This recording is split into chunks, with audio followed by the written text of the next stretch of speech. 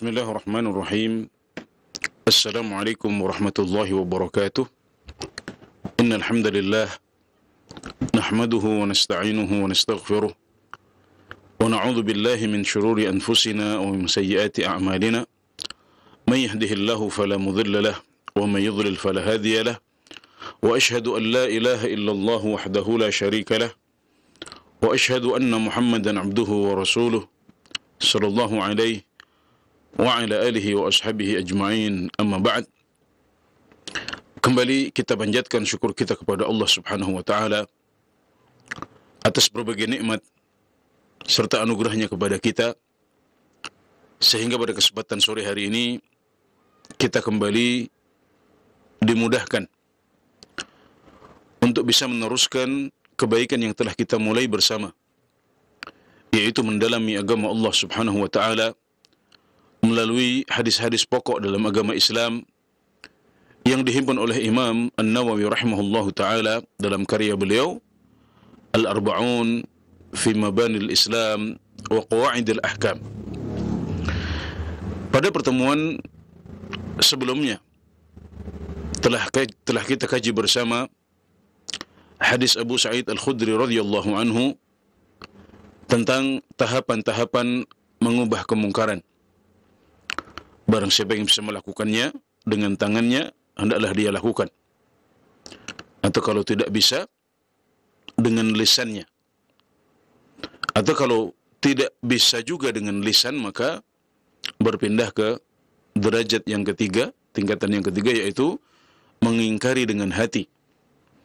Dan tidak boleh kita turun lagi ke tingkatan yang keempat, yaitu meridhai kemungkaran itu dengan hati kita, apalagi malah ikut mengikutinya atau menyemarakkannya.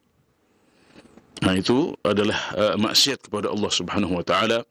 Adapun kalau kita masih bertahan pada tingkat yang ketiga, maka di situ kita belum berdosa. Kita tidak berdosa, dan itulah yang dimaksud dengan sabda Nabi Muhammad SAW, wa dzalika adhaful iman. Dan itu adalah selemah-lemah iman.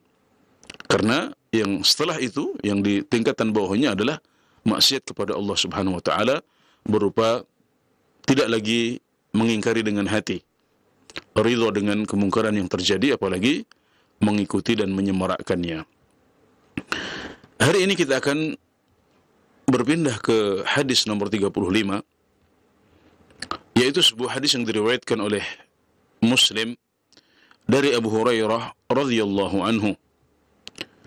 Al-Imam An-Nawawi rahimahullahu ta'ala mengatakan, An Abi Hurairah radhiyallahu anhu qala Rasulullah sallallahu alaihi wasallam, la tahasadu wa la tanajashu wa la tabaghadu wa la tadabaru wa la yabi' ba'dukum ala bai'i ba'din wa kunu ibadallahi ikhwana.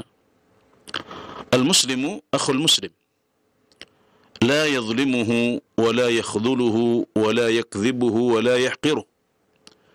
التقوى ها هنا. ويشير إلى صدره 3 مرات.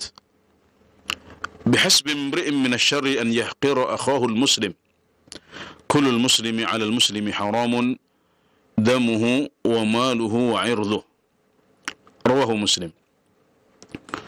Yang artinya diriwayatkan dari Abu Hurairah radhiyallahu anhu, beliau berkata, Rasulullah sallallahu alaihi wasallam bersabda, janganlah kalian saling iri. Jangan kalian saling memancing. Jangan kalian saling marah. Jangan kalian saling membenci. Jangan kalian saling berpaling dan memutus. Jangan pula sebagian dari kalian berjualan di atas penjualan orang lain, dan hendaklah kalian menjadi hamba-hamba Allah yang bersaudara. Muslim itu saudaranya Muslim. Jangan sampai dia mendoliminya, mengecewakannya, membohonginya, dan merendahkannya atau mengejeknya. Takwa itu di sini Takwa itu di sini. Beliau sambil memberikan isyarat, sambil menunjuk ke dada beliau 3 kali. At-taqwa hahuna, at-taqwa hahuna, at-taqwa hahuna. Takwa itu adanya di sini. Takwa itu di sini, takwa itu di sini. Dan cukup buruk bagi seseorang jika dia merendahkan saudaranya sesama muslim. Setiap muslim itu haram atas muslim yang lain, yang diriwayatkan dari Abu Hurairah radhiyallahu anhu. Beliau sudah beberapa kali disebutkan dalam Arba'in Nawawiyah, karena memang beliau adalah perawi hadis yang paling banyak. Sahabat dengan riwayat hadis paling banyak adalah Abu Hurairah radhiyallahu anhu. Dan dalam Arba'in Nawawiyah juga beliau memiliki sekitar 9 hadis. Beliau agak terlambat masuk Islam, namun dalam jangka 4 tahun yang merupakan waktu mulazamah beliau bersama Rasulullah sallallahu alaihi wasallam, beliau terus berusaha dekat dengan Rasulullah sallallahu alaihi wasallam, sehingga dalam 4 tahun itu akhirnya beliau bisa mengalahkan banyak sahabat, bahkan menjadi sahabat dengan riwayat hadis paling banyak, karena beliau berhasil memanfaatkan waktu yang pendek, yaitu 4 tahun bersama Rasulullah sallallahu alaihi wasallam, dengan terus menjadi dekat. Bahkan beliau tinggal di Masjid Nabawi bersama para ahlu suffah yang ada pada waktu itu. Dalam hadis ini beliau mengatakan bahwasanya Rasulullah sallallahu alaihi wasallam bersabda, "La tahasadu." Jangan kalian saling hasad. Ya, ini senada dengan sabda Rasulullah sallallahu alaihi wasallam dalam sebuah hadis riwayat Abu Dawud dari Abu Hurairah radhiyallahu anhu. Beliau mengatakan, "Iyyakum wal hasada, fa innal hasada ya'kulul hasanati kama ta'kulun narul hatab." Jauhilah oleh kalian hasad, iri dan dengki. Karena sesungguhnya hasad itu memakan kebaikan sebagaimana api memakan kayu bakar. Jadi hasad ini bisa memakan kebaikan-kebaikan kita. Ya, bisa menggugurkan kebaikan-kebaikan dan amal soleh yang kita lakukan, sebagaimana api memakan kayu bakar. Api kalau dihadapkan pada kayu bakar, maka itu adalah makanan yang empuk bagi api. Kayu bakar akan habis oleh api. Maka demikian juga dengan amal soleh. Jika dihadapkan pada hasad, Rasulullah SAW menjelaskan bahwasanya hasad ini bisa menghancurkan kebaikan-kebaikan kita. Maka kita dilarang untuk saling hasad. Beliau juga mengatakan, "Dabba ilaikum da'ul umami min qablikum."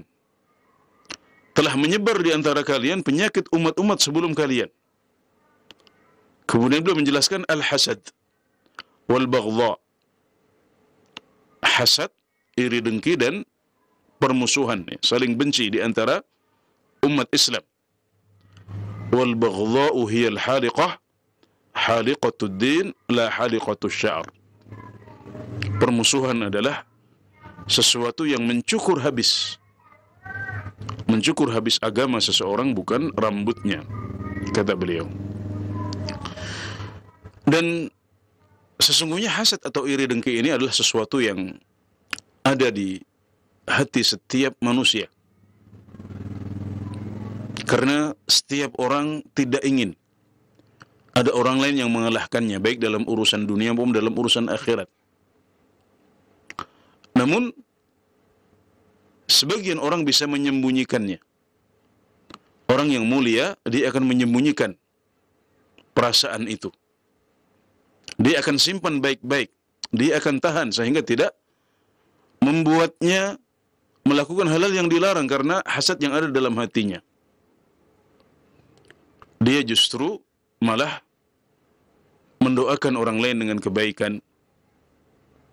Dia berbuat baik kepada orang tersebut dalam rangka menghilangkan hasad yang ada pada dirinya, menyembunyikannya, menutupinya. Sementara sebagian orang yang lain tidak bisa menutupinya. Hasad dan iri yang ada dalam hatinya itu dia nampakkan, dia tampakkan dalam perkataan-perkataannya, dalam sikap-sikapnya. Sehingga dia mengharapkan nikmat yang ada pada orang lain itu hilang. Baik berpindah kepada dirinya ataupun yang penting tidak lagi dimiliki oleh orang tersebut. Nah, ini adalah hasad yang dilarang. Jadi berharap hilangnya nikmat Allah Subhanahu wa taala yang diberikan kepada salah seorang saudara kita. Ini adalah hasad yang dilarang, yaitu yang dimaksud oleh hadis yang sedang menjadi pembahasan kita, juga oleh hadis-hadis yang senada. Adapun kalau saat kita punya rasa iri kepada orang lain, kita tidak mengharapkan hilangnya nikmat tersebut dari dirinya, tapi kita berharap bisa mendapatkan nikmat itu juga, tanpa berharap nikmat tersebut hilang darinya. Maksudnya yang penting dalam hati kita mengatakan, saya ingin mendapatkan kenikmatan seperti itu. Dan kita tidak ingin nikmat tersebut hilang dari saudara kita. Maka jika ini terjadi pada urusan-urusan duniawi, Ibnu Rajab Al-Hambali rahimahullah ta'ala mengatakan, ini tidak ada manfaatnya, ini tidak ada kebaikan di dalamnya.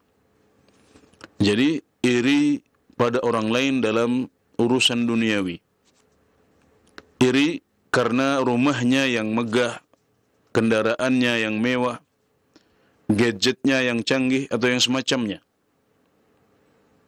Kemudian berdasarkan iri tersebut, bertolak dari rasa iri tersebut, kita berusaha untuk mendapatkan yang seperti itu juga, tanpa berharap dia kehilangan nikmat-nikmat tersebut. Nah, ini kalau dalam urusan dunia, kata Ibnu Rajab Al-Hambali, ini la khaira fi dzalik, tidak ada kebaikan pada hal seperti itu. Jadi iri hati dalam masalah duniawi, meskipun kita tidak mengharapkan hilangnya nikmat itu dari orang yang punya, maka itu tidak ada kebaikan di dalamnya.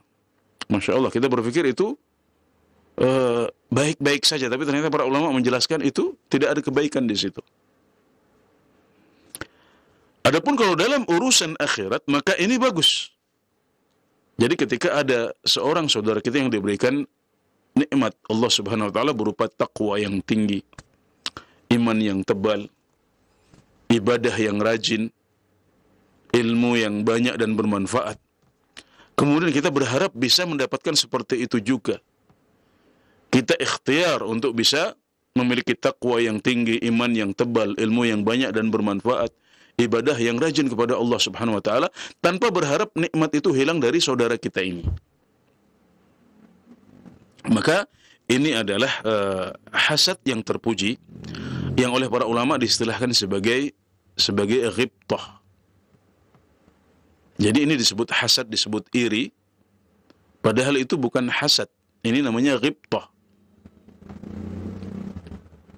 Nah, ini adalah yang dimaksud oleh Rasulullah sallallahu alaihi wasallam dalam hadis beliau yang masyhur di Sahihain, la hasada illa fi ithnain. Tidak ada hasad kecuali dalam dua perkara. Rajulun atahu Allahu malan fahuwa yunfiquhu ana al-laili wa ana an-nahar. Yang pertama, seseorang yang Allah berikan harta. Seseorang yang diberikan harta oleh Allah Subhanahu wa taala, kemudian dia menafkahkan harta ini, membelanjakannya di jalan Allah Subhanahu wa taala sepanjang malam dan siang. Nah, kita boleh hasad dengan orang seperti ini. Maksudnya ghibtah. Kita berharap bisa seperti itu, bisa memiliki harta yang banyak kemudian kita sedekahkan. Jadi bukan hartanya yang membuat kita hasad, tapi kita bercita-cita banyak sedekah, bukan banyak hartanya, tapi banyak sedekahnya itu. tanpa berharap nikmat tersebut hilang dari saudara kita. Ini yang pertama. Kemudian yang kedua, wa rajulun atahu Allahul Qur'an fahuwa yaqumu bihi ana al-laili wa ana an-nahar. Seseorang yang Allah berikan hafalan Al-Qur'an, kemudian dia salat dengan bacaannya ini, dengan hafalannya ini di malam hari dan di siang hari. Ini adalah perkara yang kedua yang kita boleh hasad. Jadi hasad yang halal, yaitu dalam dua perkara ini, dan keduanya merupakan urusan ukhrawi, urusan akhirat. Sehingga dianjurkan bagi kita untuk hasad, justru untuk iri hati dengan orang yang diberikan dua nikmat ini, kemudian kita berusaha untuk mendapatkan keutamaan itu juga tanpa berharap nikmat tersebut dicabut oleh Allah Subhanahu wa taala darinya. Nah, ini adalah hasad yang boleh. Adapun hasad yang dilarang adalah yang mengandung unsur berharap nikmat tersebut hilang dari orang lain. Apalagi kalau hasrat itu, kalau keinginan itu sampai membuat kita berbuat zalim kepadanya dengan berusaha untuk menghilangkan nikmat yang Allah berikan kepada dia atau merusaknya atau mengganggunya. Ya, ini adalah potongan hadis yang pertama, la tahasadu. Kita dilarang untuk saling iri di antara sesama muslim. Wala tanajashu. Dan jangan kalian saling memancing. Najas artinya adalah memancing. Secara bahasa, najas itu artinya adalah memancing binatang buruan supaya keluar dari lubangnya atau dari tempat persembunyiannya. Kemudian secara istilah najas ini diartikan sebagai memancing naiknya harga. Ya, ini dalam suatu proses lelang atau yang dikenal dengan istilah bay'ul muzayadah. Jadi jual beli dengan cara harga yang dibiarkan terus bertambah. Dan ini dibolehkan dan terjadi pada zaman Rasulullah SAW ketika terjadi lelang, maka ada kebiasaan di sebagian tempat di mana orang yang melelang barang ini memiliki tim khusus. Tim ini adalah orang-orang yang pura-pura untuk ikut menawar harga, padahal mereka tidak punya keinginan untuk membeli sama sekali. Jadi mereka datang ke tempat lelang, kemudian pura-pura menjadi pembeli di situ agar harga terus naik. Ketika ada seorang pembeli yang real, yang nyata, menawar dengan suatu harga, dia akan mengangkat tangan kemudian menaikkan harga. Nah, sehingga kemudian para pembeli yang real akhirnya juga berlomba-lomba untuk menaikkan harganya. Nah, ini disebut sebagai najas. Jadi memancing harga lelang agar semakin tinggi, membumbung. Padahal pada faktanya tidak seperti itu. Dia tidak ingin membeli barangnya. Dia tidak punya maslahat untuk membeli barang, tapi dia ingin memberikan keuntungan kepada si penjual, tapi caranya dengan mengorbankan orang lain, para pembeli yang ingin membeli barang tersebut. Akhirnya mereka tidak mendapatkan harga yang sesuai dengan mekanisme pasar, tapi akhirnya mendapatkan harga yang dibuat-buat. Ini juga dilarang dalam agama kita. Ini yang dimaksud dengan sabda Rasulullah SAW, wala tanajashu. Dan sebagian ulama menafsirkan najas dengan arti yang lebih umum, yaitu semua bentuk penipuan dalam jual beli atau yang lain, berupa memancing harga yang membumbung atau bentuk penipuan-penipuan yang lain. Maka itu juga masuk dalam larangan yang kedua dalam hadis ini, yaitu wala tanajashu. Dan jangan kalian saling memancing.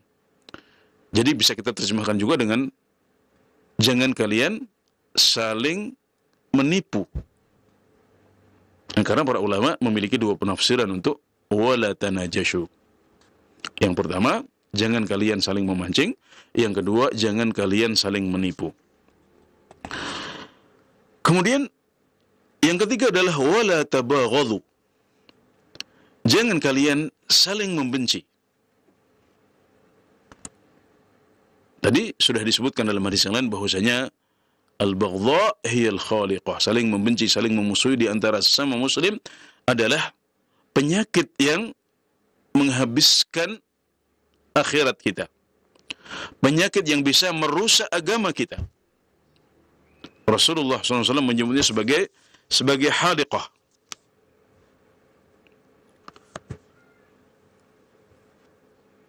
Dan permusuhan ini adalah sesuatu yang sangat umum terjadi pada zaman jahiliyah. Kemudian ketika Rasulullah SAW membawa Islam kepada umat beliau, maka jadilah umat Nabi Muhammad SAW hamba-hamba yang saling bersaudara dan tidak bermusuhan. Nikmat ini disebutkan oleh Allah Subhanahu wa taala dalam sebuah ayat Al-Qur'an, "Wadhkuru ni'matallahi 'alaikum idh kuntum a'daan fa'allafa baina qulubikum fa asbahtum bi ni'matihi ikhwana." Dan ingatlah nikmat Allah atas kalian ketika dahulu kalian adalah bermusuhan. Ketika dahulu kalian bermusuhan, kemudian Allah Subhanahu wa taala menyatukan hati kalian sehingga kalian menjadi bersaudara, kalian menjadi saudara-saudara dengan nikmat Allah Subhanahu wa taala. Maka nikmat ini hendaknya kita jaga. Persaudaraan muslim jangan kita hancurkan dengan saling membenci dan saling bermusuhan, karena kita disyariatkan untuk menghindari segala bentuk aksi, ya, segala bentuk perbuatan yang bisa menimbulkan permusuhan di antara muslim. Termasuk jual beli yang dilarang, najash, kemudian mulamasah, munabadah, berbagai bentuk jual beli yang dilarang. Itu hikmahnya disebutkan oleh para ulama adalah agar tidak menimbulkan permusuhan dan saling benci di antara umat Islam. Ini menjadi salah satu hikmah tersendiri.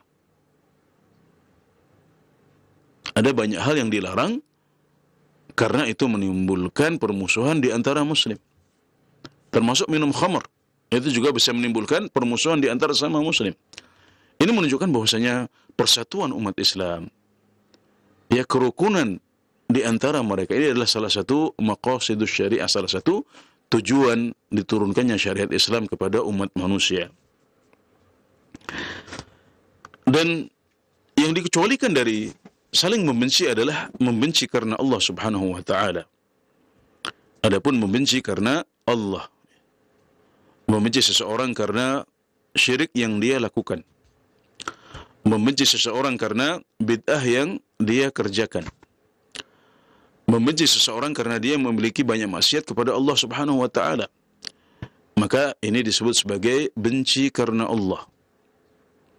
Dan ini diperintahkan, bahkan termasuk salah satu cabang iman yang agung. Karena Rasulullah SAW bersabda, "Awthaqu 'ural iman al-hubbu fillah wal bughdhu fillah." Tali iman yang paling kuat adalah mencintai karena Allah dan membenci karena Allah. Jadi pada umumnya kita dilarang untuk saling membenci di antara umat Islam, saling bermusuhan di antara umat Islam. Tapi kebencian karena Allah Subhanahu wa taala adalah sebuah amal soleh, ya. Kita membenci karena Allah Subhanahu wa taala, ini adalah sebuah amal soleh yang merupakan salah satu tali dan cabang iman yang sangat kuat, ya. Jadi merupakan salah satu cabang iman yang besar dan tinggi. Selanjutnya, wala tadabaru, dan jangan kalian saling memutuskan. Jangan kalian saling memutus, jangan kalian saling berpaling. Tadabur artinya adalah saling berpaling, saling tidak menyapa, saling memutus hubungan. Jadi bisa kita terjemahkan, jangan kalian saling memutus hubungan, jangan kalian saling berpaling. Ini senada dengan yang disebutkan oleh Rasulullah SAW dalam sebuah hadis riwayat Sahihain dari Abu Ayyub Al-Ansari dari Rasulullah sallallahu alaihi wasallam, beliau bersabda, "La yahillu li muslimin an yahjura akhahu fawqa thalath." Tidak halal bagi seorang muslim untuk menghajar saudaranya selama 3 hari. Menghajar ya, bukan menghajar. Hajar di sini maksudnya adalah mendiamkannya atau memboikot dia untuk sementara waktu. Berpaling darinya dengan tidak memberikan salam jika berjumpa. Ini namanya hajar. Tidak halal bagi seorang muslim untuk menghajar saudaranya lebih dari 3 malam atau 3 hari. Iltaqiyani fayasuddu hadha wa yasuddu hadha. Keduanya saling berjumpa, kemudian yang satu berpaling, yang lain juga berpaling. Saling berpaling di antara keduanya. Ini yang dimaksud dengan wala tadabaru. Jangan kalian saling berpaling. Wa khairuhum alladhi yabda'u bis salam. Dan sebaik-baik dari keduanya adalah yang memulai memberi salam dahulu. Hajar adalah mendiamkan dengan tidak memberi salam. Maka ketika terjadi sebuah permasalahan duniawi antara kita dengan seseorang, misalnya karena ada kata-kata yang tidak kita sukai dari saudara kita, atau perselisihan dalam kepemilikan tanah atau dalam perdagangan dan semacamnya, ini adalah urusan duniawi. Nah, kalau kita menghajar saudara kita karena urusan duniawi, maka tidak boleh lebih dari 3 hari.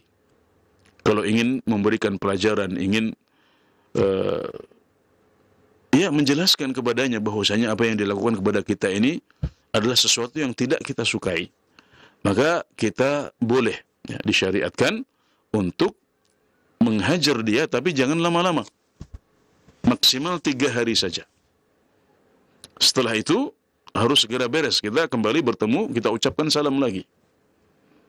Dan kalau terjadi tahajur, tadabur, saling berpaling atau saling memutuskan hubungan di antara seorang muslim karena urusan duniawi, maka yang terbaik dari keduanya adalah yang memulai salam dahulu. Artinya apa? Artinya memulai salam dahulu mendapatkan pahala. Karena dia disifati dengan khairiyah, dia adalah yang terbaik. Islam mendorong untuk hal itu. Maka hendaknya kita juga berlomba-lomba ketika kadang-kadang terjadi masalah. Kita untuk sementara waktu ingin diam dulu, tidak berhubungan, ya, tidak berkomunikasi dengan salah satu teman kita atau salah satu saudara kita. Maka tidak masalah, tapi harus tahu batasannya. Ya, ini Masya Allah menunjukkan keindahan Islam dan kesempurnaan Islam. Kita kadang-kadang ingin rehat sejenak, kita ingin memutus hubungan dengan sebagian orang. Itu hak kita. Maka Islam memberikan hak ini. Tapi karena salah satu maqasidus syariah, salah satu tujuan syariat Islam adalah perdamaian sesama muslim, kerukunan di antara mereka, maka ini dibatasi, tidak boleh terlalu lama. Maksimal hanya 3 hari saja. Adapun kalau hajarnya karena urusan ukhrawi, urusan akhirat, misalnya karena maksiat yang dia lakukan, yang dia miliki, maka ini tidak terbatas pada 3 hari. Sebagaimana Rasulullah sallallahu alaihi wasallam menghajar Ka'ab bin Malik dan orang-orang yang tidak ikut berangkat dalam Ghazwatut Tabuk, dalam perang Tabuk selama 50 hari. Sampai turun ayat pengampunan untuk mereka, baru kemudian setelah itu Rasulullah sallallahu alaihi wasallam meninggalkan hajar beliau kepada mereka. Ka'ab bin Malik mengatakan pada waktu itu, ketika mereka berjumpa dengan Rasulullah SAW, mereka memberikan salam. Tapi Rasulullah SAW tidak menjawab salam mereka. Ka'ab bin Malik menceritakan bahwasanya saya dengan sengaja melihat apakah bibir Rasulullah SAW bergerak untuk menjawab salam kami. Barangkali beliau menjawab dengan suara pelan. Tapi ternyata bibir beliau tidak bergerak.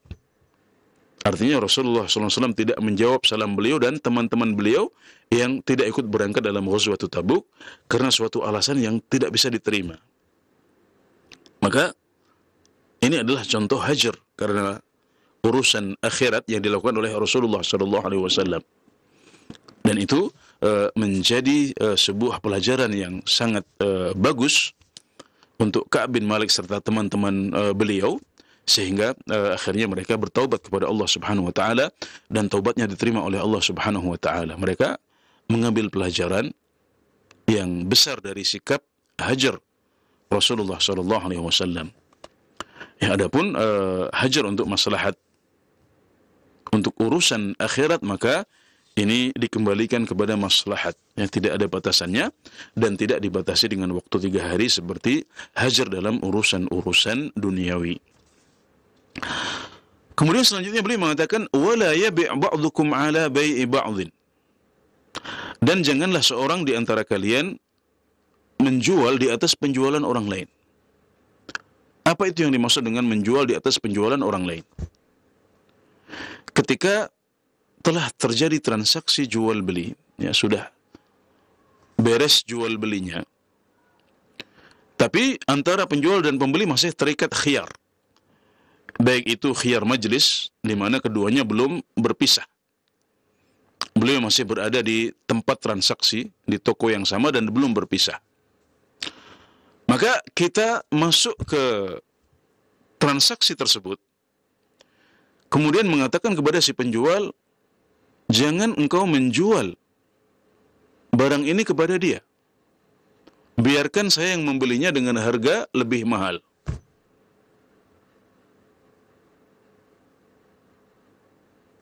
Ini berarti membeli di atas pembelian orang lain. Ya, seseorang sudah menjual kepada orang lain. Nah, kemudian kita menawarkan harga yang lebih mahal kepada orang tersebut sehingga dia akan membatalkan jual belinya kepada orang lain. Atau sebaliknya kita datang kepada si pembeli ketika keduanya masih terikat khiyar. Khiyar itu artinya mereka masih bisa membatalkan jual beli itu. Kemudian kita mengatakan kepada si pembeli, jangan engkau beli barang ini. Saya punya barang yang lebih baik. Saya akan menjualnya kepadamu dengan harga yang sama. Atau saya punya barang yang sama tapi harganya lebih murah. Jangan beli dari dia. Nah, ini adalah al-bai' ala bai' akhi. Menjual di atas penjualan orang lain atau membeli di atas pembelian orang lain. Kita bisa bayangkan kalau kita yang berada dalam posisi itu. Kita sudah menjual, sudah deal, sudah transaksi, tapi ternyata kemudian masuk ada saudara kita, ya katanya sama-sama muslim, sama-sama satu agama, tapi memperlakukan kita seperti itu. Tentunya kita akan sakit hati dengan hal seperti itu. Ini termasuk perkara yang bisa menimbulkan baghdha, permusuhan di antara sesama muslim. Maka ini juga dilarang dalam agama kita. Wala yabi' ba'dukum ala bai'i akhi. Dan janganlah seorang di antara kalian, janganlah sebagian dari kalian menjual di atas penjualan orang lain. Dan dalam hadis yang lain juga tidak boleh memberikan penawaran di atas penawaran orang lain. Wala yasum ba'dukum ala sawmi ba'dhin. Dan janganlah seseorang di antara kalian menawar di atas penawaran orang lain. Bedanya kalau penawaran ini sebelum transaksi terjadi. Sedangkan menjual di atas penjualan orang lain atau membeli di atas pembelian orang lain itu terjadi setelah transaksi beres. Tapi mereka masih terikat khiyar. Mereka masih bisa membatalkan jual beli itu baik karena mereka belum berpisah dari majelisnya atau mereka mensyaratkan ada khiyar. Misalnya seorang pembeli mengatakan, saya membeli dari Anda barang ini dengan syarat saya diberikan waktu untuk pikir-pikir selama 1 pekan misalnya. Ini namanya khiyarus syarat, yang mensyaratkan khiyar atau opsi untuk membatalkan transaksi dalam jangka 1 pekan. Jadi kita tidak boleh untuk menjual di atas penjualan orang lain, yaitu setelah transaksi beres, maupun ketika masih terjadi transaksi, yaitu tawar-menawar di antara kedua belah pihak. Keduanya sama-sama dilarang dalam 2 hadis yang berbeda. Selanjutnya Nabi Muhammad SAW mengatakan, wa kunu ibadallahi ikhwana, dan jadilah kalian saudara. Jadilah kalian hamba-hamba Allah yang bersaudara. Nah, ini adalah illah atau alasan dari semua larangan tadi itu. Tidak boleh saling hasad, tidak boleh saling bermusuhan, tidak boleh saling najash, ya, tidak boleh saling memancing, tidak boleh saling memutuskan hubungan, tidak boleh membeli di atas pembelian orang lain. Kenapa? Karena kita semuanya adalah saudara seiman. Kita semuanya adalah saudara satu agama. Saudara satu agama itu lebih kuat ikatannya daripada saudara satu darah. Ini yang dimaksud dengan firman Allah Subhanahu wa taala, innamal mu'minuna ikhwah. Sesungguhnya orang-orang yang beriman itu saling bersaudara di antara mereka. Maka jangan saling benci, jangan saling iri, jangan saling memancing, jangan saling menipu, jangan saling hajar, jangan saling menjual di atas penjualan orang lain. Semuanya itu tidak boleh. Selayaknya kita menjadi saudara-saudara yang saling menunaikan kewajiban dan hak sesama saudara seiman, dengan mengucapkan salam ketika berjumpa, menjenguk jika ada yang sakit, mengantarkan jenazah jika ada yang meninggal, merawatnya, ya, menyolatkannya, ikut dalam pemulasaran jenazah dia, menjawabnya jika diundang, dan berbagai hal yang telah dijelaskan oleh Rasulullah SAW. Juga dianjurkan saling memberikan hadiah, sebagaimana sabda Rasulullah SAW, tahadaw tahabbu. Hendaklah kalian saling memberikan hidayah, niscaya kalian akan saling mencintai. Nah, sebagaimana kita dilarang untuk melakukan perkara-perkara, perbuatan-perbuatan yang bisa membuat kita saling benci, maka kita dianjurkan untuk melakukan hal-hal yang bisa menimbulkan cinta dan persatuan di antara umat Islam. Saling memberikan hadiah, saling mengucapkan salam. Afala adullukum ala syai'in idza fa'altumuhu tahabbtum. Kata Rasulullah SAW, maukah kalian aku tunjukkan kepada sesuatu yang jika kalian lakukan maka kalian akan saling mencintai? Afshus salama bainakum. Sebarkanlah salam di antara kalian. Ini bisa menimbulkan cinta. Masya Allah, ada banyak orang yang tersapa, ada banyak orang yang mencintai hidayah, ada banyak orang yang menjadi rajin beribadah kepada Allah Subhanahu wa taala karena dia tersentuh dengan hal yang sederhana, misalnya salam. Ya, karena ada yang mengucapkan salam kepadanya, maka dia pun menjadi tersentuh. Maka hal yang sederhana seperti ini bisa membuat orang tersapa oleh hidayah. Kemudian Nabi Muhammad SAW mengatakan, al-muslimu akhul muslim. Seorang muslim itu adalah saudara bagi muslim yang lain. Kita adalah bersaudara.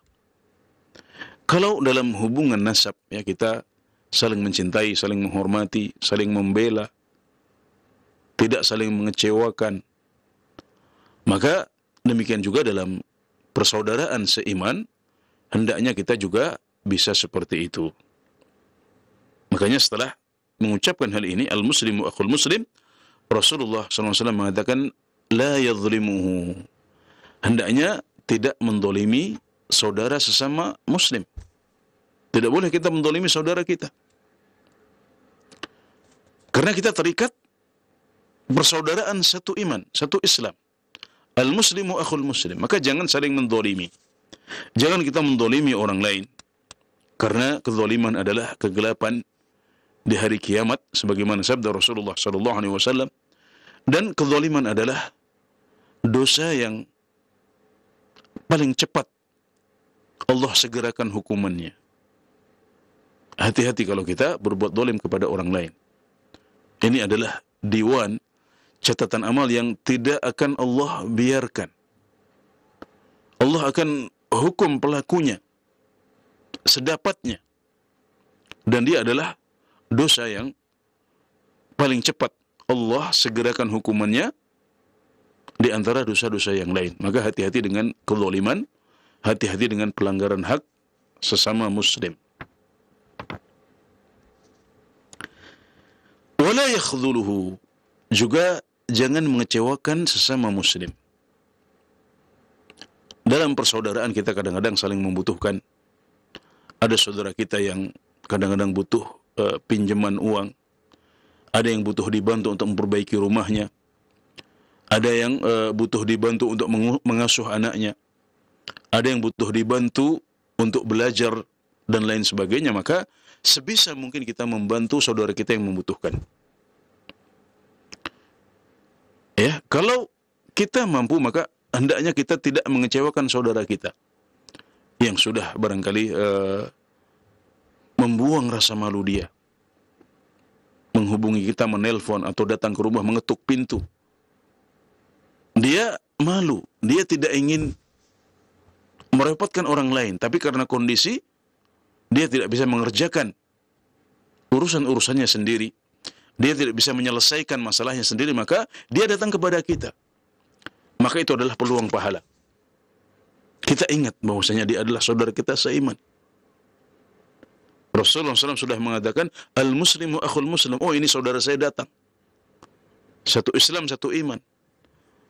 Beliau telah mengatakan, wala yakhdhuluhu, jangan mengecewakan dia. Maka bismillah, semampu saya akan bantu dia. Dan ibadah sosial seperti ini adalah salah satu pintu ibadah yang sangat besar pahalanya di sisi Allah Subhanahu wa taala. Sampai-sampai para ulama mengatakan, al khairul muta'addi khairun minal qasir. Kebaikan yang menular kepada orang lain itu lebih baik daripada kebaikan yang manfaatnya hanya sebatas untuk kita sendiri. Maka para ulama menjelaskan keagungan pahala ibadah-ibadah sosial seperti ini. Maka hendaknya selagi kita masih mampu untuk membantu, hendaknya kita berusaha membantu saudara kita yang datang meminta bantuan. Jangan kita kecewakan. Kemudian beliau juga mengatakan, wala yakdzibuhu, dan jangan kita membohongi dia. Kita tidak boleh berdusta. Dusta adalah dosa yang besar dan tidak ada orang yang suka dibohongi. Karenanya sebagaimana kita tidak suka untuk dibohongi, maka hendaknya kita tidak bohong kepada orang lain. Kebohongan itu membawa kepada maksiat-maksiat yang lain. Sebagaimana kejujuran itu akan membawa kepada kebaikan-kebaikan yang lain. Maka hendaknya kita selalu jujur, tidak berbohong, apalagi jika yang menjadi lawan bicara kita adalah saudara sesama muslim. Membohongi kafir atau non-muslim yang maksum, yang bukan harbi, yang tidak memerangi kita dalam agama kita, itu tidak boleh. Apalagi sesama muslim. Nah, jadi larang-larang ini juga berlaku untuk mereka yang masih non-muslim tapi mereka terlibat perjanjian dengan kita. Ya, ada mithaq, ada perjanjian, atau mereka mendapat perlindungan di negara tempat kita tinggal. Maka kita tidak boleh untuk menyerang mereka, tidak boleh untuk membohongi mereka, tidak boleh untuk menjual di atas penjualan mereka. Adapun penyebutan sesama muslim dalam redaksi hadis ini, kata para ulama, adalah lil ghalabah. Ini karena itu yang paling sering terjadi. Tagliban, ya, litaghlib. Karena yang dominan dalam interaksi kita adalah berinteraksi dengan sesama muslim. Tapi bukan berarti kita boleh berlaku zalim kepada saudara-saudara kita, ya, kepada orang-orang non-muslim, saudara dalam kemanusiaan, ya, tapi bukan saudara dalam agama. Tapi mereka tidak memusuhi kita dan tidak memerangi kita. Maka mereka mendapatkan hak yang sama dengan muslim untuk dihormati, untuk tidak dizalimi. Jadi penyebutan sesama muslim dalam hadis-hadis larangan kezaliman itu maknanya adalah makna taghlib, yaitu menunjukkan itulah yang dominan dalam interaksi kita. Adapun orang-orang non-muslim, maka mereka tetap tidak boleh untuk kita zalimi, kita bohongi dan sebagainya. Kemudian Rasulullah SAW mengatakan wala yahqiruh, dan jangan pula kita merendahkan atau mengejek saudara sesama muslim. Kemudian beliau mengatakan at-taqwa hahuna. Taqwa itu di sini 3 kali. At-taqwa hahuna, at-taqwa hahuna, at-taqwa hahuna, sambil menunjuk ke dada beliau. Artinya apa? Artinya kita kadang-kadang menghina atau merendahkan orang lain karena melihat dia lemah dalam urusan duniawi, melihat dia kurang dalam urusan duniawi. Jadi yang membuat kita merendahkan dia adalah hal-hal yang lahir, urusan dunia, kendaraannya, hartanya, rumahnya, kemampuannya, skillnya, ilmunya. Itu yang membuat kita merendahkan orang lain. Padahal kata Rasulullah SAW, takwa yang menjadi patokan penilaian oleh Allah Subhanahu Wa Taala itu di sini, di hati. Betapa banyak orang yang kelihatan lemah, kelihatan kurang, kemudian karena itu mereka dianggap remeh, direndahkan di dunia. Mereka memiliki hati yang lebih bersih. Mereka memiliki jiwa yang lebih suci daripada jiwa kita. Maka mereka lebih tinggi kedudukannya di sisi Allah Subhanahu Wa Taala. Karena Allah tidak melihat harta kita, Allah tidak melihat rumah kita, Allah tidak melihat kendaraan kita, tapi Allah melihat kepada hati kita dan amalan kita. Maka orang-orang yang lemah, yang biasa direndahkan, kalau mereka adalah orang-orang yang memiliki jiwa yang suci, amalan yang banyak, maka mereka yang lebih tinggi kedudukannya di sisi Allah Subhanahu Wa Taala. Karena dengan begitu takwa mereka lebih tebal daripada takwa kita. Dan Allah Subhanahu Wa Taala berfirman, Inna akramakum indallahi atqakum. Sungguh orang yang paling bertakwa di antara kalian, sungguh orang yang paling mulia di antara kalian adalah yang paling bertakwa di antara kalian. Jadi inilah aturan Allah Subhanahu Wa Taala. Inilah patokan dan parameter yang adil, timbangan yang tidak bias yang diberikan oleh Allah Subhanahu Wa Taala untuk umat ini. Jadi kita semuanya sama di hadapan Allah Subhanahu Wa Taala. Tidak ada yang lebih baik kecuali dengan takwa di sisinya.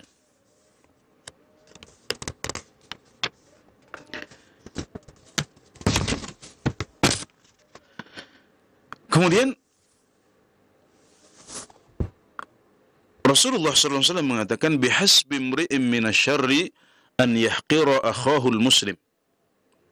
Dan cukuplah buruk bagi seseorang jika dia merendahkan saudaranya sama muslim. Artinya menghina dan merendahkan bukanlah sifat seorang muslim. Kalau ada seorang muslim yang merendahkan saudaranya, maka itu sudah cukup untuk membuat dia dianggap buruk dalam agama kita. Kata Syekh Abdul Muhsin Al-Abbad hafizahullah ta'ala saat mensyarah hadis ini, jadi kalau seandainya dia tidak punya keburukan kecuali merendahkan saudara sesama muslim, maka itu sudah cukup untuk membuat dia dicap buruk dalam kacamata Islam, dari kacamata Islam.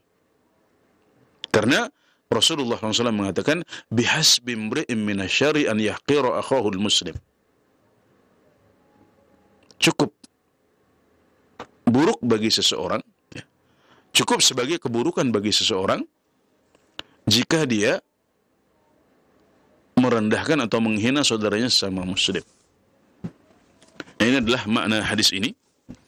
Dan dalam sebuah hadis yang diriwayatkan oleh Al-Bukhari dari Sahal bin Sa'ad As-Sa'idi radhiyallahu anhu disebutkan bahwasanya seseorang melewati Rasulullah sallallahu alaihi wasallam,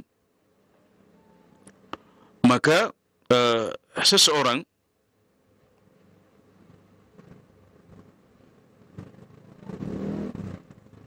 marra rajulun ala Rasulillah sallallahu alaihi wasallam faqala li rajulin indahu jalis. Jadi ada seseorang yang melewati Rasulullah sallallahu alaihi wasallam, kemudian dia mengatakan kepada teman duduknya,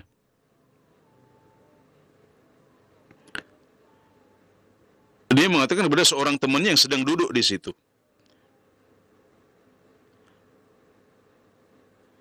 "Apa pendapatmu tentang orang ini?" katanya. Maka temannya tersebut mengatakan ini adalah termasuk salah seorang yang bangsawan. Dia adalah seorang yang mulia. Orang seperti ini layaknya kalau dia melamar, lamarannya diterima. Kalau dia memberikan syafaat, maka syafaatnya juga diterima. Dan jika dia berbicara, maka kita dengarkan pembicaraan dia. Maka kemudian Nabi Muhammad SAW dia mendengar obrolan tersebut. Oh ya, ini saya ulangi ya, terjemahannya adalah bahwasanya ada seseorang yang lewat di depan Rasulullah SAW. Kemudian Rasulullah SAW mengatakan kepada orang yang duduk di situ, beliau bertanya tentang pendapat orang yang duduk bersama Rasulullah SAW tentang orang yang baru lewat tadi. Orang tersebut mengatakan, Rasulullah SAW mengatakan kepada orang yang duduk ini, "Apa pendapat tentang orang yang baru lewat tadi?" Maka orang yang ditanya, sahabat yang ditanya mengatakan, dia adalah termasuk orang yang bangsawan. Dia adalah orang yang mulia, dan orang seperti ini kalau dia melamar, alangkah pantasnya kalau lamarannya diterima. Kalau dia memberikan syafaat, selayaknya syafaatnya diterima. Dan kalau dia berbicara, maka selayaknya ucapannya kita dengarkan. Maka mendengar jawaban itu, Nabi Muhammad SAW diam. Kemudian lewatlah orang kedua, dan Rasulullah SAW mengatakan, "Ma ra'yuka fi hadha?" Kalau tentang orang ini, apa pendapatmu? Orang yang kedua. Orang tersebut mengatakan, "Wahai Rasulullah, ini adalah seorang fakir, salah satu fuqara dari umat Islam, dan orang seperti ini kalau dia melamar, selayaknya tidak diterima lamarannya. Kalau dia memberikan syafaat, selayaknya ditolak syafaatnya. Dan kalau dia berbicara, maka selayaknya ucapannya tidak didengar." Maka Rasulullah SAW mengatakan, "Hadza khairun min mil'il ardi mithla hadza." Orang ini, ya, orang yang kedua yang direndahkan tadi, yang secara lahiriah orang miskin, itu lebih baik dari seisi dunia. Jadi kadang-kadang manusia melihat lahirnya saja. Padahal yang terjadi, orang yang dianggap remeh, orang yang dipandang hina, orang yang direndahkan, orang yang dirundung atau dibuli, itu justru adalah orang-orang yang lebih mulia di sisi Allah Subhanahu wa taala. Makanya beliau mengatakan, ini orang yang kamu anggap remeh, yang kamu sifati dengan sifat-sifat yang buruk ini, lebih baik daripada seisi bumi semuanya. Masya Allah. Maka hendaknya kita tidak hanya melihat hal-hal yang lahir saja. Itu semuanya tidak pernah dilihat oleh Allah Subhanahu wa taala, karena yang dijadikan patokan adalah takwa. Dan takwa itu adanya dalam hati. Ya, takwa itu yang paling utama, itu yang ada dalam hati. Dan biasanya yang ada dalam hati itu akan kelihatan dalam ibadah kita, dalam amalan kita, dalam lisan kita, dalam tangan dan kaki kita semuanya.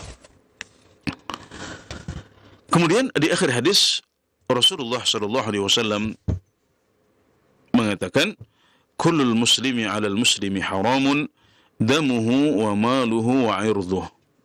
Setiap muslim itu haram atas muslim yang lain, yaitu pada darahnya, pada hartanya, dan juga pada kehormatannya. Ini adalah salah satu prinsip dasar Islam yang disampaikan oleh Rasulullah SAW dalam forum-forum akbar yang dicatat oleh umat Islam. Rasulullah SAW mengucapkan potongan hadis yang terakhir ini dalam haji wada 3 kali, yakni pada hari penyembelihan tanggal 10 Dzulhijjah, kemudian hari Arafah tanggal 9 Dzulhijjah, dan juga pada hari kedua, hari Tasyrik, saat melempar jumrah. Kembali Rasulullah SAW mengikrarkan hal ini, bahwasanya muslim itu haram atas muslim yang lain.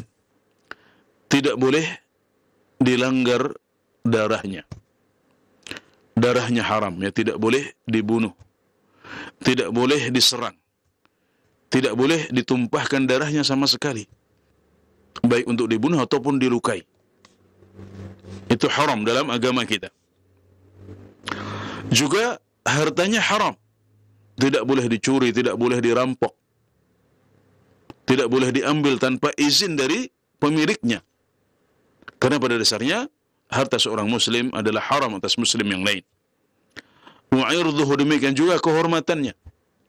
Tidak boleh kita serang kehormatannya, tidak boleh kita ghibai, tidak boleh kita omongkan kejelekannya, tidak boleh kita rendahkan, tidak boleh kita hina. Ini semuanya adalah haram atas kita, maka hendaknya kita berhati-hati dengan darah seorang muslim, hati-hati dengan harta seorang muslim, juga hati-hati dengan kehormatan seorang muslim. Hal ini dijabarkan oleh Rasulullah SAW dalam hadis riwayat Abu Dawud dari sebagian sahabat, bahwasanya pada suatu ketika mereka berjalan bersama Rasulullah SAW dalam sebuah perjalanan, maka ada seorang sahabat yang tidur. Kemudian sahabat yang lain menakut-nakuti dan mengagetkan sahabat yang tidur ini dengan mengambil tali yang ada pada dia. Maka kemudian sahabat yang sedang tidur ini terkejut. Maka melihat hal itu, Rasulullah SAW mengatakan, la yahillu li muslimin an yurawwi'a musliman. Tidak boleh bagi seorang muslim, tidak halal bagi seorang muslim untuk membuat sesama muslim takut. Nah, sekedar mengejutkan seperti itu saja enggak boleh. Ini hati-hati yang di zaman kita ini sekarang ada banyak orang yang membuat video-video prank, ya, menakut-nakuti sesama muslim meskipun hanya dengan bercanda, meskipun hanya untuk bercanda. Ini termasuk dalam larangan ini. Kemudian dalam hadis yang lain yang diriwayatkan oleh Al-Bukhari dan Muslim dari Ibnu Mas'ud, beliau mengatakan bahwasanya Rasulullah SAW bersabda, "Idza kuntum thalathatan fala yatanajathnan duna ats-tsalits fa inna dzalika yuhzinuhu." Jika kalian berkumpul 3 orang, maka janganlah yang 2 orang saling berbisik-bisik sesama mereka tanpa orang yang ketiga, karena bisik-bisik mereka berdua itu membuat orang yang ketiga sedih. Masya Allah, dalam Islam sampai hal seperti ini diperhatikan. Kita kadang-kadang ada dalam satu majelis kecil, ya 3 orang. Ya. Kalau majelisnya banyak, ya orang ketiga tersebut bisa ngobrol dengan yang lain. Tapi kalau hanya bertiga, maka saling bisik di antara 2 orang itu akan membuat orang yang ketiga bersedih. Maka ini dilarang dalam agama kita. Hal tersebut membuat orang itu sedih. Ya, kita dilarang. Dia punya kehormatan, dia punya perasaan yang tidak boleh kita sakiti. Dan menyakiti seorang muslim ini dilarang. Tidak boleh kita menyakiti sama muslim, mengganggu dia, sebagaimana firman Allah Subhanahu wa taala, "Walladzina yu'dzuna al-mu'minina wal mu'minat bighairi maktasabu faqad ihtamalu buhtanan wa itsman mubina." Dan orang-orang yang menyakiti mukminin dan mukminat karena sesuatu yang tidak mereka lakukan, maka mereka telah menanggung kedustaan dan dosa yang besar. Nah, ini adalah ancaman untuk mereka yang terbiasa atau banyak menyakiti umat Islam. Hati-hati dengan menyakiti umat Islam. Ini juga di zaman kita melihat ada orang-orang yang begitu mudah menyakiti umat Islam, menyerang umat Islam, ya, menertawakan agama mereka, mengejek sunnah yang mereka perjuangkan dan mereka amalkan. Ini termasuk menyakiti umat Islam. Dan ayat ini dengan tegas menjelaskan bahwasanya orang-orang yang menyakiti Islam, yang menyakiti umat Islam, maka mereka akan menanggung dosa yang besar di akhirat. Seorang pria menasihati Umar bin Abdul Aziz dengan mengatakan, "Ij'al kabiral muslimina 'indaka aban wa saghirahum ibnan wa awsatahum akhan fa ayyu ulaika tuhibbu an tusi'a ilaihi. Wahai Umar bin Abdul Aziz, jadikanlah muslim yang tua sebagai bapakmu, muslim yang kecil atau muda sebagai anakmu, dan muslim yang tengah-tengah sebagai saudaramu. Maka siapa dari mereka yang ingin engkau ganggu? Siapa dari mereka yang ingin engkau lukai? Apakah engkau ingin melukai bapakmu, anakmu, atau saudaramu? Tidak. Kita tidak ingin melukai ayah kita, anak kita, atau saudara kita. Maka muslim itu antara tiga pilihan ini, ada tiga kelompok ini. Kalau mereka adalah orang tua, maka anggap itu sebagai bapak kita. Kalau mereka masih kecil, anak-anak, kita anggap sebagai anak-anak kita. Dan kalau dia seumuran dengan kita, kita anggap sebagai saudara kita. Maka kita mencintai mereka semuanya dan ingin memberikan yang terbaik untuk mereka, ya, berbakti kepada ayah kita, menyayangi anak-anak kita, dan menghormati saudara kita. Sementara Yahya bin Mu'adz Ar-Razi rahimahullahu ta'ala mengatakan, hendaknya bagian seorang muslim darimu itu 3.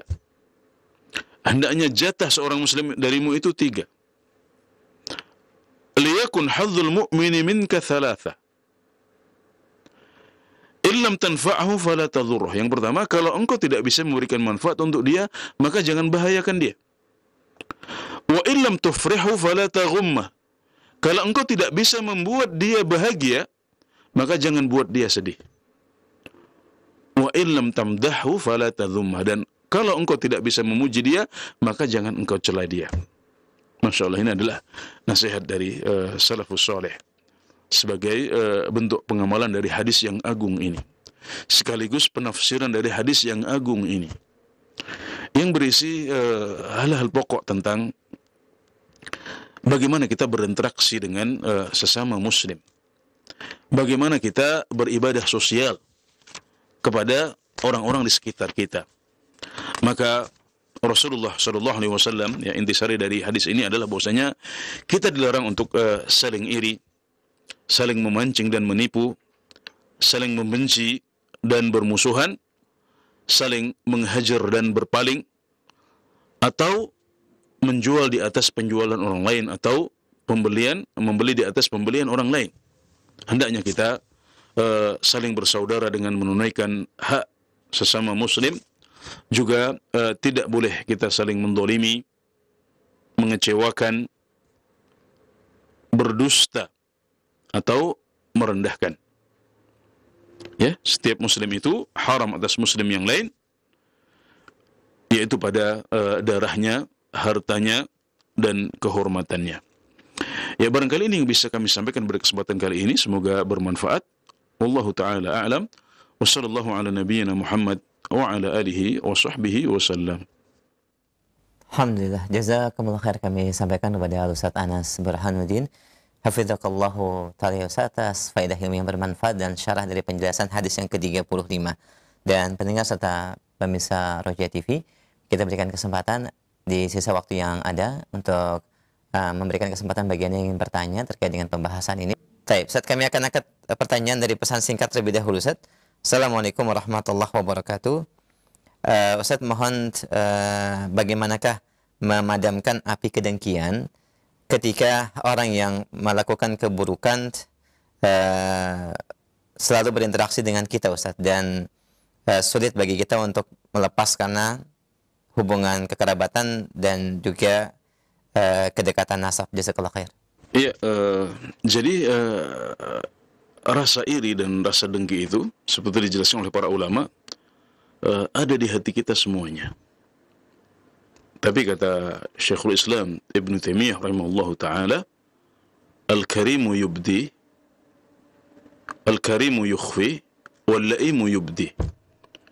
Orang yang mulia bisa menyembunyikannya, dan orang yang hina itu akan menampakkannya. Jadi kita bisa pilih, kita mau jadi orang yang mulia atau kita akan menjadi orang yang untuk kemudian menunjukkan rasa dengki kita itu dengan mengganggu, berusaha agar nikmat yang dimiliki oleh orang lain itu hilang dan terangkat darinya. Tentunya seorang muslim yang berakal sehat, dia akan memilih untuk menjadi orang yang mulia. Ya, kita tutupi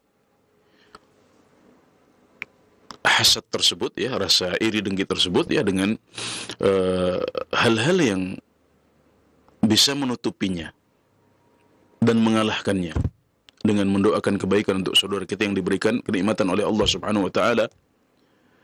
Kemudian juga membangun hubungan yang baik, ya, kita doakan dengan kebaikan.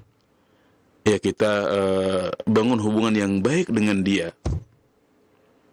Sehingga akhirnya pelan-pelan rasa hasad itu terkikis dan menjadi suatu cinta, ya, bahkan justru malah berbalik menjadi cinta dan sayang kepada dia. Kita ingat bahwasanya semua pemberian itu dari Allah Subhanahu wa taala. Jadi memang itu takdir, itu rezeki yang diberikan oleh Allah Subhanahu wa taala. Terus kenapa kita harus sakit hati dengan misalnya harta yang diberikan kepadanya atau nikmat yang diberikan kepadanya? Kenapa kita harus sakit hati seperti itu? Masing-masing sudah punya rezekinya. Kalau dia punya rumah dan kendaraan, maka barangkali kita punya harta yang lain yang tidak kalah berharga. Atau kalau dia diberikan dunia, barangkali kita diberikan yang lebih besar, yaitu diberikan akhirat berupa kesalehan dan ketakwaan. Maka tidak perlu kita sampai iri dan mengharapkan nikmat tercabut dari orang lain. Adapun kalau kita sekedar iri dalam arti ingin memiliki hal tersebut, ingin memiliki nikmat tersebut, tanpa kita ingin nikmat tersebut hilang darinya, kemudian kita berusaha sendiri, kita belajar sendiri, melatih diri sendiri agar bisa mendapatkan hal tersebut, maka ini yang disebut sebagai ghibthah, dan itu terpuji. Nah, kalau orang yang menjadi sasaran iri ini adalah orang dekat yang senantiasa ada bersama kita, maka kita harus lebih pintar-pintar untuk menyelesaikan masalahnya, karena kita akan banyak berinteraksi dengan dia. Ya, kita harus banyak mendoakan dia dengan kebaikan, ya. Kita doakan, barakallahu fi malik, semoga Allah memberkahi hartamu. Barakallahu fi ilmi, ya. Kita doakan semoga Allah memberkahi ilmunya. Ya, kita doakan dengan kebaikan-kebaikan sehingga lama-lama hasad ini kalah dan bisa tertutup oleh akhlak-akhlak yang baik. Nah, kemudian ingat bahwasanya kerabat kita, ya, itu kita harus jaga hubungan dengan dia. Dia punya hak lebih banyak daripada saudara kita sama muslim yang tidak terikat kekerabatan. Kita harus menunaikan kewajiban silaturrahim, ya, menjaga dan menyambung tali kekerabatan dengan dia. Tidak boleh kita putuskan. Jadi seburuk apapun perlakuan mereka kepada kita, maka kita tidak boleh untuk memutuskan tali silaturrahim. Boleh untuk menghajarnya, ya, sehari, 2 hari, 3 hari karena urusan ukhrawi seperti yang sudah kita jelaskan tadi. Dan ingat bahwasanya silaturrahim yang sesungguhnya, sebagaimana sabda Rasulullah SAW, adalah silaturrahim berupa menyambung orang yang berusaha memutus. Rasulullah SAW mengatakan, laisal wasilu bil mukafi. Ya, penyambung silaturrahim yang sesungguhnya itu bukanlah orang yang membalas kebaikan dengan kebaikan. Membalas kebaikan dengan kebaikan itu mudah. Kalau ada kerabat kita yang sudah baik pada kita, kemudian kita membalas kebaikan dengan membalas kunjungan, membalas hadiah, membalas doa yang baik dengan doa yang baik, itu gampang. Yang berat, dan ini adalah silaturahim yang sesungguhnya. Menyambung silaturahim yang sesungguhnya adalah menyambung tali kekerabatan yang ingin diputus oleh saudara kita dan kerabat kita. Itu yang berat. Jadi ketika Anda dihadapkan pada ancaman terputus silaturahim dengan saudara Anda karena keburukan-keburukan yang dia lakukan dan karena tindakan yang mereka lakukan, maka kita ingat hadis ini bahwasanya silaturahim sesungguhnya adalah berusaha menyambung tali yang ingin diputus oleh orang lain. Nah, itu berat, tapi itulah silaturahim yang sesungguhnya, yang pahalanya insya Allah lebih besar.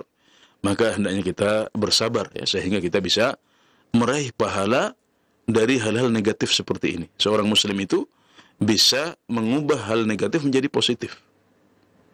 Ketika mendapatkan musibah, dia sabar sehingga itu menjadi pahala baginya.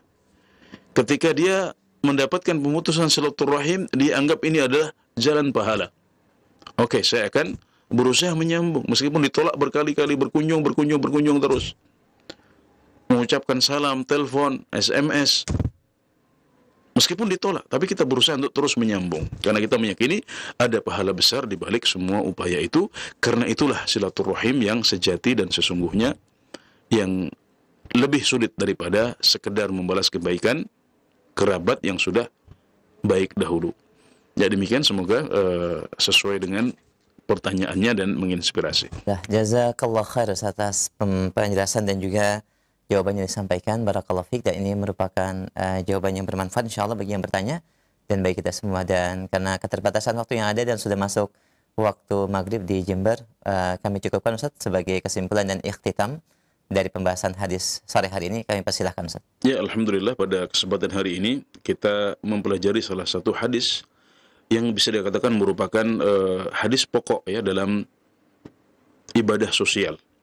Hadis pokok tentang bagaimana kita berinteraksi dengan sesama, dan tentunya kita tidak bisa lepas dari hal itu. Jadi sesama muslim adalah saudara, maka kita tidak boleh melakukan perkara-perkara yang mengganggu atau mengancam nyawa mereka atau harta mereka ataupun kehormatan mereka. Insya Allah kalau kita berusaha menjaga diri, maka insya Allah kita akan selamat dalam urusan dunia dan akhirat kita biidznillah ta'ala. Demikian, wallahu a'lam.